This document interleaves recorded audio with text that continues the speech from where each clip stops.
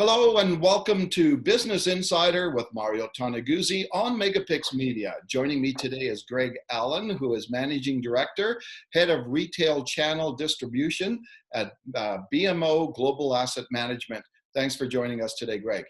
Thanks for having me. Okay, well, I want to talk to you a little bit, Greg, about a recent retirement survey that BMO did. More specifically, some of the results that relates to Albertans and Calgarians. The first result I found interesting was that 53% of Albertans are confident they will have enough money to retire when they choose to retire. Is that surprising to you? I don't know if that's a high or a low number. Well, that number actually is down a little bit year over year, which is not surprising. And the number for Calgary and Albertans would be slightly under what that national average would be. And that would not be surprising to me. I look around, I live in Calgary. I've lived here since 2005, and I've seen the economic situation go up and down. And prior to this pandemic, we were in a lull and things have not really improved that much. So it's no surprise that people are confident nationally, but a little less confident here in Calgary or here in Alberta. Yeah, okay. The second result that I found interesting was 63% of Albertans have or still plan to contribute to their RRSP. Again, that number, is that historically, on the historical basis, is it high or low? Yeah, well, that number actually is unchanged pretty much since last year, which was surprising to myself. Last year was 64, this year is 63. Again, looking around in my backyard in the city I live in, I would figure that people would be contributing less.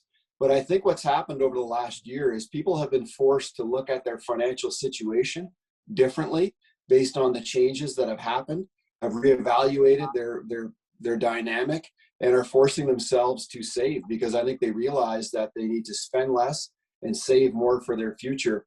One thing uncertainty tends to do, it tends to drive change and force people to act differently. And I think that's a good thing. And just a reminder for people, Greg, on the deadline? March 1st, next Monday. Okay, super then. Another result is 33% of Albertans withdrew from their RSPs before the age of 71. The national average was 28. So that seems to be a little high, that people are taking out money earlier. I would agree, and from what we found in the survey and through the research is that they're doing it to solve for immediate expenses. We've all gone through personal changes, financial changes over the last almost year now, and people have had to tap into those RSPs, which also shows that perhaps there was, nobody had planned for this. Nobody planned for this pandemic, but also an emergency type based funding was obviously lacking for a lot of people, and they've had to tap into those long-term savings to solve and help for their immediate needs. So in Calgary, that number, that is higher, and in Alberta, that is higher than the national average that people will take out to solve for expense shortfalls right now. Yeah, and I noticed that 9% withdrew for pandemic-related expenses. What do you think this whole pandemic has done for people and how they view retirement and retirement savings? Well, I think the first thing that this has caused is people are trying to figure out how much money they need to retire. And many people don't know that number. And it's an important number because on average, roughly, the average Canadian needs about $1.4 million to retire comfortably.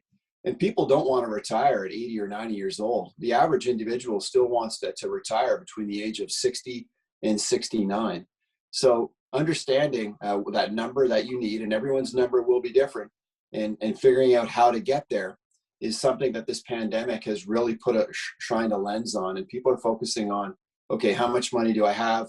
I still want to retire. What actions do I need to take place to ensure that actually happens? Yeah. One of the interesting things that I've discovered, now obviously, the pandemic has hurt a lot of people financially, through job loss and stuff like that. But on the other end of the scale, there have been others that have actually been able to save a lot of money through the pandemic because they haven't been able to go out and spend at their restaurants. They haven't been able to travel, etc. What for those people? What advice would you give them in terms of what to do with all those savings that they've had in the past year? Well, I think, when it comes back to the basic principles of investing, it's never too late to start, and obviously we want people to start as early as possible because time in the market and growth of money over time is of value. But discipline. I think we want people to practice discipline. So if you've come into a surplus of money on a monthly basis because of savings, that's great. You want to pay yourself first, put money away, and don't start to overspend and do things because now all of a sudden you do have money. And that leads to budgeting. Everyone needs a budget. Everyone's budget has changed over the last year. My budget in my family has changed drastically, and we've had to look at things differently. So we've had to redo our budget, follow that budget, and monitor that budget to help us try to save and continue on the path that we were on pre-pandemic. Yeah, exactly. Well, thanks very much, Greg, for joining us today. Well, thanks for having me, and stay safe. Okay, thank you. That was Greg Allen, who is Managing Director, Head of Retail Channel Distribution at BMO Global Asset Management. This has been Business Insider with Mario Toneguzzi on Megapix Media. Thanks for joining us today.